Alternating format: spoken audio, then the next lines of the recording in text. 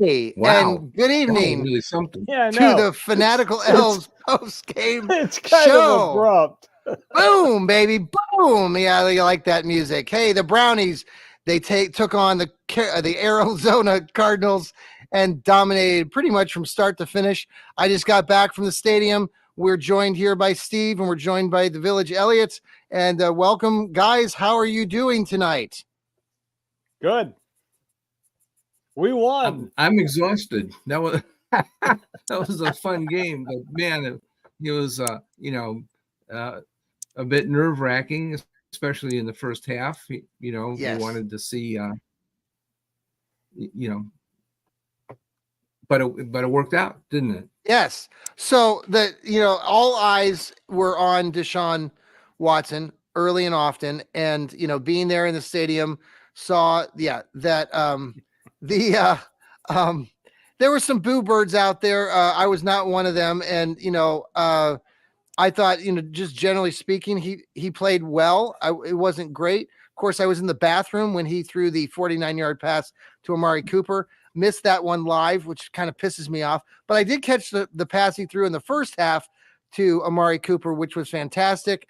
Had him. It was a pretty decent throw. Got Amari a good spot. Was able to run down the sideline. From my angle, we were up in the upper deck in the other end zone. He almost maybe could have taken it, but the Cardinals got it down there and then they stopped him. But just generally speaking, the first half, I think it was 13-0.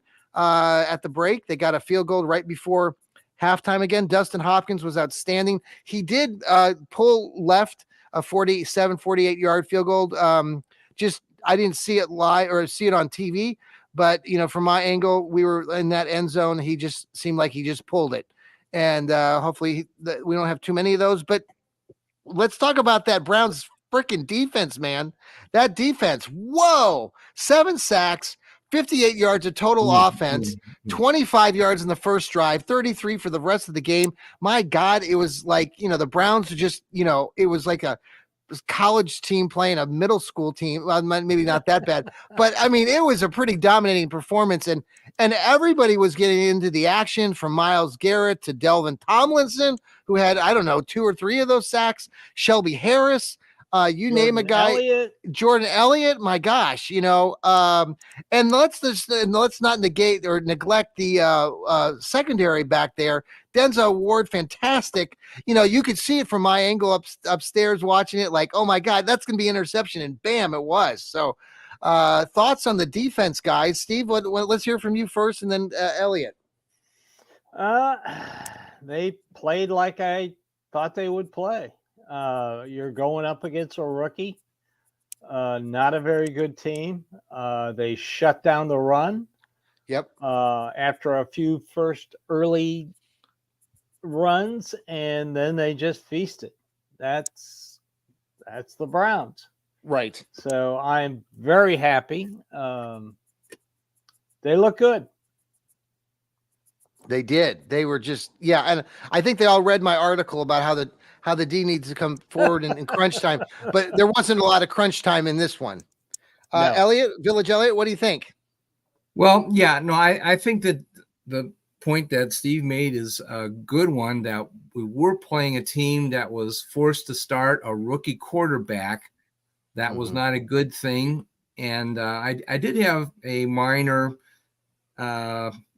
peeve with Coach Stefanski, that early in the game, the Browns were faced with the opportunity of kicking a relatively long field goal. I forget exactly what the yardage would have been. It was like 45 to 48. Right. And they decided, no, we've got to go for the first down.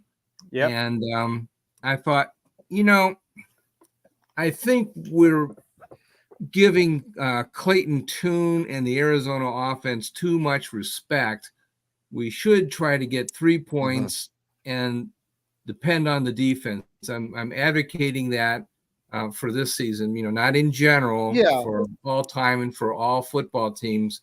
Sure. But this spectacular defense should be expected to win low-scoring games, and I didn't feel like we needed to score a whole bunch of points to beat Clayton freaking Tune and the Arizona Cardinals. I thought that was giving them way too much respect. I think we should have hung up 2 or 3 points on them when we had the opportunity. I thought that was. I thought now, yeah, I agree to an extent. It was early.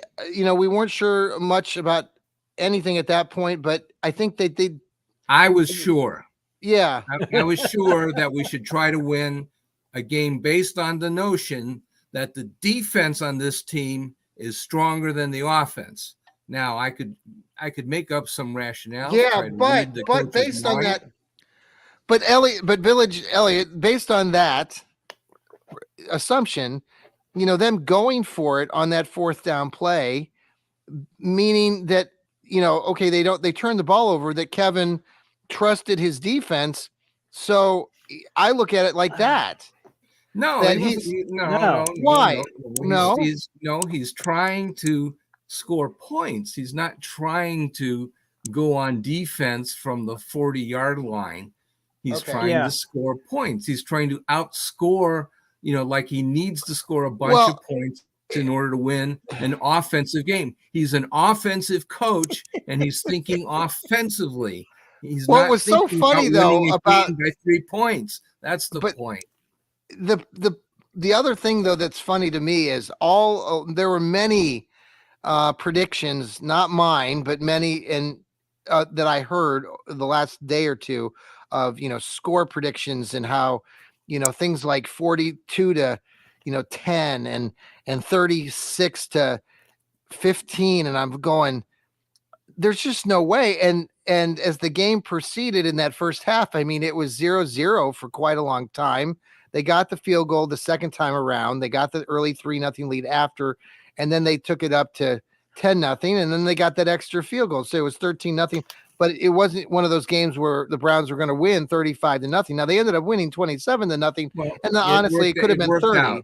It worked out. Yeah. I'm just saying, as grown-ups, we should be cognizant of the fact that the Browns have a strong defense and an inconsistent offense, and the coach should choose his coaching style accordingly. And I've also pointed out that it's very difficult in general for offensive coaches to adapt to the situation in which the defense is stronger than the offense, which is the case for your Cleveland Browns. Sure.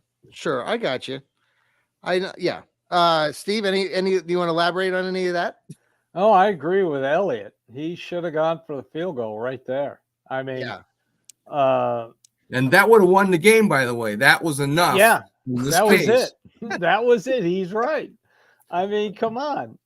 You're going to have to gets a sore shoulder and can't go. No problem. We got 3 points. We win. You got to score points. Got to score points when the opportunity presents itself. Yep. And they need to do that because next week they're going into Baltimore. Baltimore looked incredibly good today. Really? Okay. I don't know. I have no scary good. I haven't watched any of the gosh. So we'll come back to that in just a moment. Let's finish our takes here. Points. So we might do it. We might do it differently against Baltimore. Exactly. Yeah. Exactly. So the Browns kind of get their feeling good again, especially on the defensive end of the ball.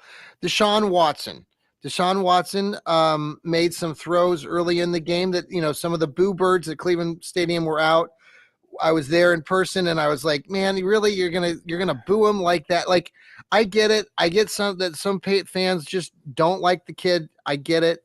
But, I was glad to see he started to kind of get a feel for things. And then when he hit Amari Cooper in the first half on that big pass play that he ran down the sideline, that really got the ball rolling. There were a couple other pretty decent passes. And then in the second half, he hit Amari Cooper with what some are describing as the best pass that Amari Cooper's made as a Cleveland Brown. Now, I was in the bathroom, like I said earlier, so I didn't get to see it. I know. I got to tell you, this whole bathroom thing. Get that on the air, man. Well, the Cleveland Browns Stadium, I tell you, these guys, this whole thing if you go to Cleveland Browns Stadium to these games, like they have these bathrooms and nobody follows, the guys' bathrooms are always like, what is it? Like the ladies' bathrooms are always, they're not backed up. They're never aligned, but the guys, there's just always this That's ginormous a good thing. Yeah, I guess.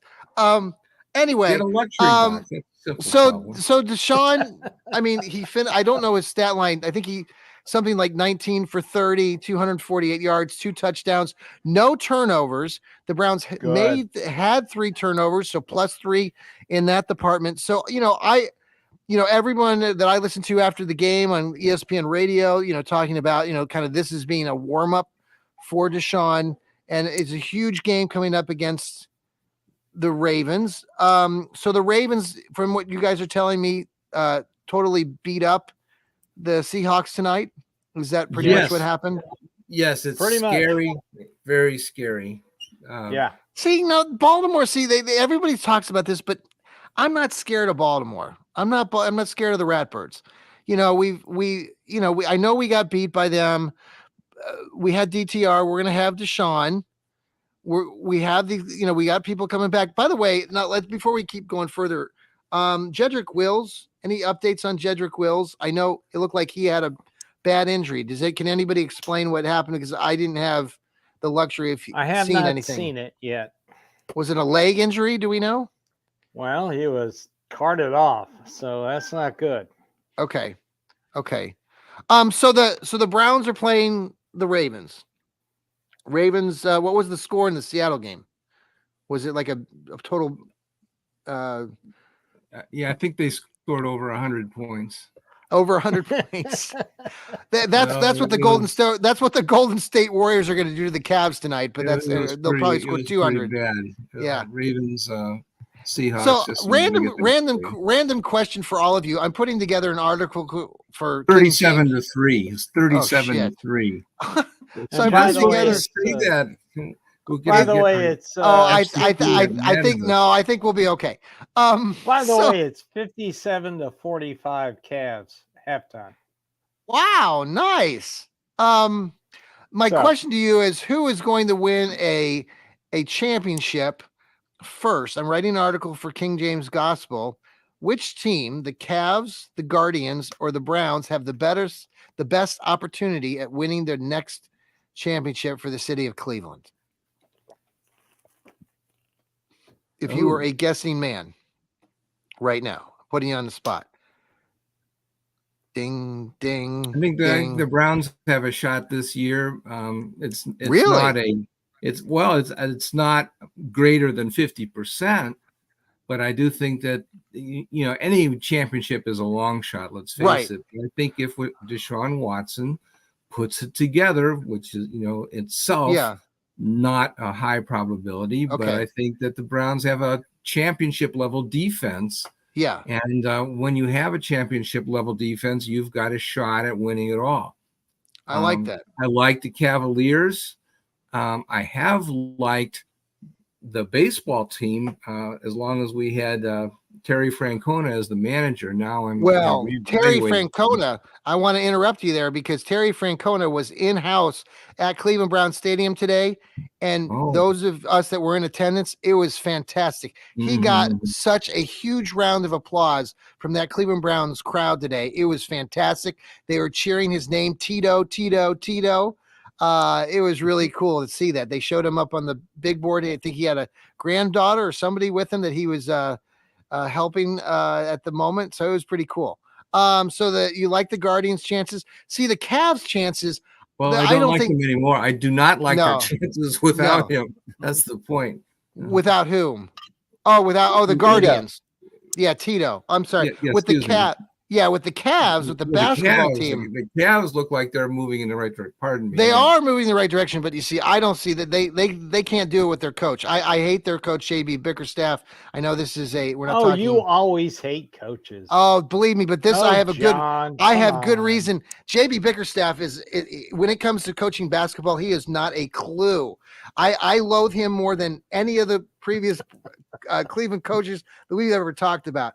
I know personally some of the stuff that goes on behind the scenes from people that are in the Cavs organization, and I can tell you that this guy has not a clue what he's doing out there with these guys, and that's why this team will never win a championship, even though they got Donovan Mitchell. Jones. Yeah, Donovan Mitchell. They got Not Darius anymore. Garland. They got all these guys. These guys can win a championship, but as long as JB Bickerstaff is there, man, there's no way in hell that they're going to win a title. Anyway, okay. So the Browns, they've got this next 2 weeks. They come and they play the Ravens next week. They go to Baltimore, and then they have the Steelers coming to town to Cleveland on November 19th. Should be a fantastic set of games. We got to focus our attention, though, on the Baltimore Ravens right now. They are coming off a huge, like you said, beatdown of the Seattle Seahawks. They're going to be coming in with a lot of momentum. Do you think the Browns have a shot? Well, they always have a shot because of their defense. It's not because their offense has overwhelmed us with either the running game or the passing game, frankly. But when you've got a championship defense, when you can get turnovers and turn them into points, then yeah, you've got a shot. But let me just say, I was poo-pooing the chances for Baltimore all year long, and I didn't like the fact that they were investing too much, I thought, in the passing game and not enough in their meat and potatoes, which was the running game with Lamar Jackson as, what I believed is the greatest two-way threat quarterback of all time. And I've been proven wrong. Let me lay some numbers on you that against Seattle, which played the Browns pretty much even Steven, and actually they won the game, even though the Browns probably deserved it more. Baltimore racked up 515 total yards against them. Jeez. They had 298 rushing yards against Seattle. That is something I didn't think would happen. That's the part that really bothers me. I think the Browns can 300 yards rushing. Holy moly. My goodness. Now that is what I thought that the Ravens needed to be as a rushing team. And it looks like they've got that rushing game. How many did Lamar have? 100? Let's see. Lamar must have had 100. Lamar Jackson, what did he do? He didn't have that great of a passing game. But Lamar Jackson had 187 rushing yards. Jeez. Oh, God. Well, there's your rushing. Did I take that back? Wrong. That's how many passing yards he had. But Keaton Mitchell, who I don't even know who he is, had 138 rushing yards. I'll tell you who Keaton Mitchell is. Keaton Mitchell, Steve, that's the guy that you and I have talked about in the draft that was drafted. Isn't the kid somebody look him up, see what college he's from. I've mentioned him before during the draft. Is he a late round pick or? Yes. And I want to say he's a rookie. That makes sense. They really are good talent evaluators there. They took their high round draft picks for wide receivers, which I have not liked for about 3 years running. But nevertheless, they got this kid, Zay Flowers, that has been really lights out. I've liked Devin Duvernay, who was a 3rd round pick a few years ago. Yeah. East Carolina State. That's the kid. I love that kid. I was hoping the Browns would look at him. And man, he was an outstanding collegiate player at East Carolina State. And I was looking at his stats, and all the stuff going into that draft, and that he would have been a really nice pickup for the Browns. He had 1,400 yards, 14 touchdowns, almost 300 yards receiving in his junior year or sophomore year coming out of East Carolina State. So and they also drafted Rashad Bateman in the 1st round, I believe. So they've got all these 1st round receivers. Everybody playing well. Steve, I don't like this. Don't like this at all. Steve, what do you? You have to be 5-3 in this division just to be lousy. Everybody's going to be 5-3. Right. Browns say, "Hey, we're 5-3." Yeah, well, everybody's 5-3. If Cincinnati wins tonight against Buffalo, they'll be the same thing. Wow, we beat Buffalo. Yeah, okay, you're tied for last place with the Browns guys. Yeah. It's been tough. Yeah. Division. Yeah. It's a tough division. The toughest division in pro football. Got to be the AFC North, man. Steve, anything your take on Baltimore and Pittsburgh coming up? Wow. I thought Seattle would give a little better game than that. Very concerning. Let's see what Jim Schwartz can do. I agree with Elliott that their running game is just phenomenal. Man, Well, this is gonna be a hell of a game. It should be the number one game on CBS. It should be. Next week. Yeah, I just don't. Every time we talk about Baltimore, I don't. I mean, they have our number. I understand that they beat us a lot, kind of. But we've they got everybody's number. We've been beating them, and I just think they're the kind of team. For me, we're still very early in this season. Okay, we're not early, but we're getting to the halfway point, and I just don't think that a team like Baltimore with a Harbaugh as coach, they can maintain what they're doing. And I know they're doing a lot of outstanding things right now. And we're all like, holy crap, this is going to be, how are we going to stop it? And we might lose next week or we might win. But even if you lose, I'm not afraid of Baltimore. So like, even if we lose this, I don't think the season's not over. If you can split, if you can lose to Baltimore, get a win at home with Pittsburgh, you're 6-4. You've split a pair of divisional games. You still got Cincinnati on the docket at the end of the season, but in between, then you can hopefully put a stretch of wins together that can kind of keep your building. This, like you said already, Elliot. I mean, the AFC North. I mean, can all four teams get to the playoffs? It's mathematically could happen, right, Steve? You and I talked about this. Probably not going to happen, but I think Pittsburgh is the least. I think Pittsburgh will definitely fade. They have no offense, and they've got a very favorable schedule.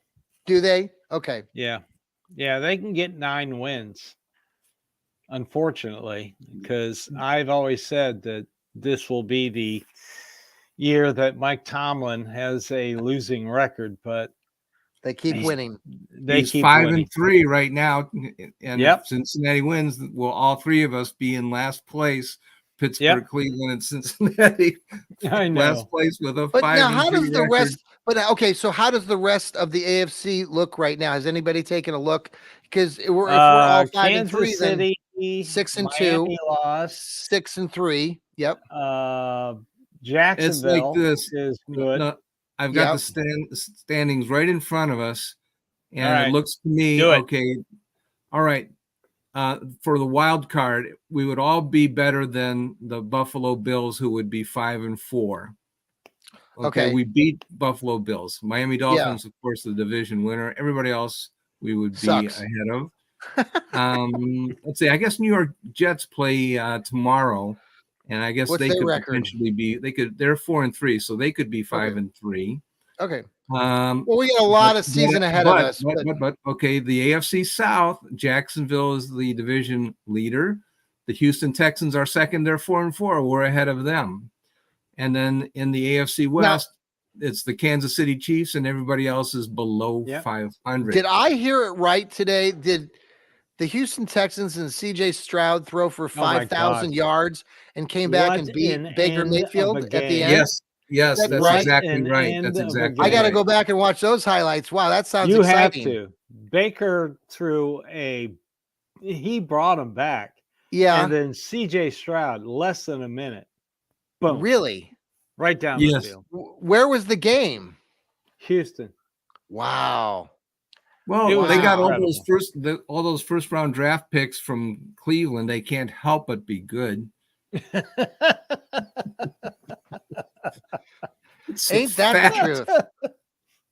We bring only facts here on the Fanatical Elves Network. Hey, by the way, thanks everybody for tuning in and listening to us here on Apple, on Spotify, following us here on YouTube, on the X. we can't do this without you. And you have helped our product grow and grow and grow. And we are, we are again have jumped ahead of our downloads from last month. So we continue to surpass what we did every month prior. And that's how we build this. And we do this with you guys, spreading the love, telling everybody about this, our network. We have the Village Elliot, who brings the Oracle Speaks show, the Browniacs.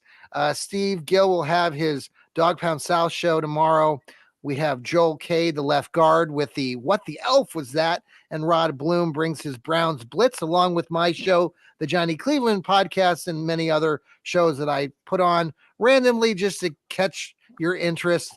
The Deshaun Watson shoulder injury reports were fun to do, but hopefully we won't have to worry about that any longer. I will say this throughout the game, and I don't know how much you caught while you're watching the game with Deshaun, but I was watching him on the sidelines and in the game, and many times he was readjusting his shoulder and doing this with his arm a lot. In timeouts, he was stretching and a lot of things like that. So I definitely think there's, he's dealing with something. I hate to tell you this, but I was doing the same thing. It's just, I got this thing going on. Yeah. Right Okay. now. Yeah. But we're over 60. Yeah, true. It's called arthritis. We do stuff like that. Yes. Any final thoughts before we part ways, guys? We got a full week ahead. We got a lot to talk about with the Baltimore Ratbirds coming into town. I can't wait to hear what the left guard has to say, because he has his Ravens hate segment, which I love to listen to. Final takes on tonight. Steve, let's start with you. Good victory. Good defense. Deshaun played a little better than I thought he would. Mm-hmm. So it's on to Baltimore. Let's see what they can draw up. It's going to take a team effort to beat Baltimore in Baltimore. But if they can do it, they control their own destiny. I'm going to predict it right now. We're going to beat them. I'm giving an early prediction on this is early, but I'm giving the Browns the win. I'll give you a final score, but I got a good vibe going on, and it's telling me that this is going to be it. I think maybe the Village Elliot, you kind of got me thinking more about the Super Bowl again, and championships. And so I'm going, man. I'm all in. Let's do this.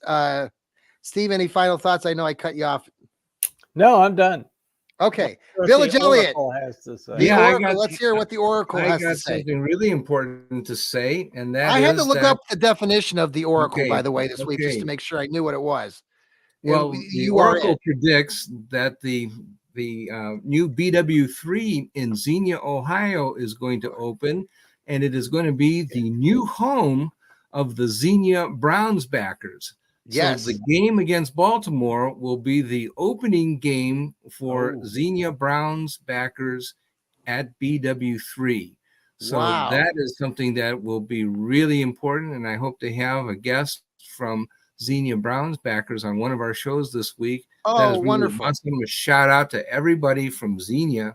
This is going to be a really wonderful, wonderful thing. It's going to be a blast.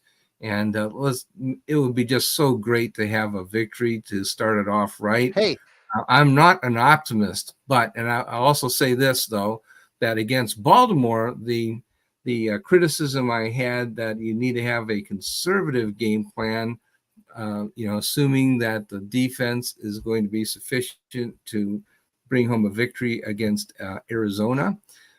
That kind of goes out the window. I think maybe you might have to take a few chances and pull out a few trick plays on offense in order to beat Baltimore. I think this is going to be a very, very challenging task. They've had some really good games in the past, and look forward to another one. Guys, thanks for joining us.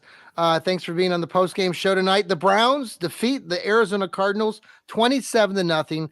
completely dominated the Cardinals on defense, only giving up 58 yards of total offense, including three turnovers and 7 sacks. So way to go, Brownies. Way to go. We'll have our Victory Monday show tomorrow, along with Steve Gill's Dog Pound South show. So please tune into those on Apple and Spotify. Follow us, spread the love. We got a great Browns network here. We need you guys. We need you. It's a W. That's right. Take care, everybody. Talk to you next time. Go Browns. Brownies. Go Here's my Browns. crazy wild music.